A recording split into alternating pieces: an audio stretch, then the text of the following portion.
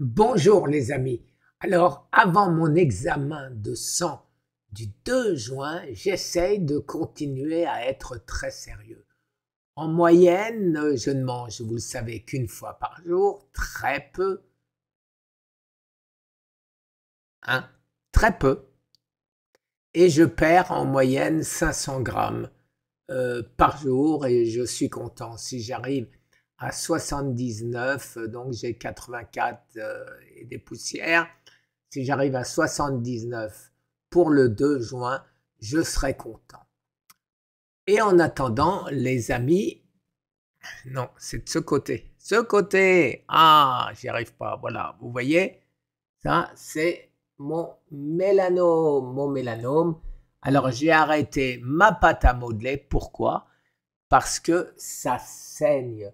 Parce que ça saigne, ça a tout enlevé, sauf une partie encore au milieu. Et c'est plat. Quand je touche, aujourd'hui, il n'y a plus de boursouflure, il n'y a plus rien. Et j'arrête un peu ma pâte à modeler, j'appelle ça ma pâte à modeler, pour que la peau puisse se refermer, en espérant que ça va se refermer. J'ai la chair à vif, mais ça ne saigne pas. Alors les amis, je vais laisser un peu sécher et je vais reprendre le traitement puisque manifestement, ce n'est pas guéri puisque j'ai encore, vous voyez, la tache marron qui ressemble avant. Mais avant, c'était sur toute cette partie. Aujourd'hui, il n'y a plus que ceci. Alors, est-ce qu'il y a encore de la pâte à modeler dessus ou pas? J'ose pas frotter pour pas faire saigner davantage. Voilà. De ce côté-là, je pense que ça va. Je viens de recevoir mon ivermectine, mais non pas encore le fenbendazole pour hommes, donc menbendazole.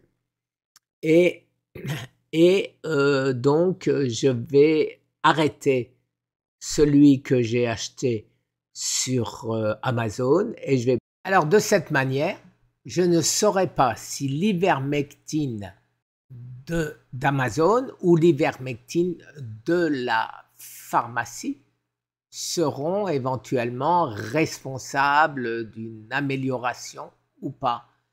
S'il n'y a pas d'amélioration, eh ben je sais que je saurais que l'ivermectine ne marche pas pour moi, pas pour tout le monde. Maintenant, si ça marche, je ne saurais pas quelle ivermectine a marché. Mais ça, c'est pas très important. L'important, c'est d'enrayer la hausse depuis décembre 2023 de mon PSA, qui est passé de 0,1 à 1,2 en à peu près donc 1 an et demi. Alors vous le savez, c'est toujours très inférieur à 4, qui est la limite haute, mais d'aucuns disent que c'est la progression qui compte beaucoup plus que le chiffre. Alors, de cette manière, de toute façon, je veux arriver à enrayer cette progression et j'y arriverai. Et dès que j'aurai mes résultats, vers le 10 juin, je vous ferai une vidéo, si ça a marché bien évidemment.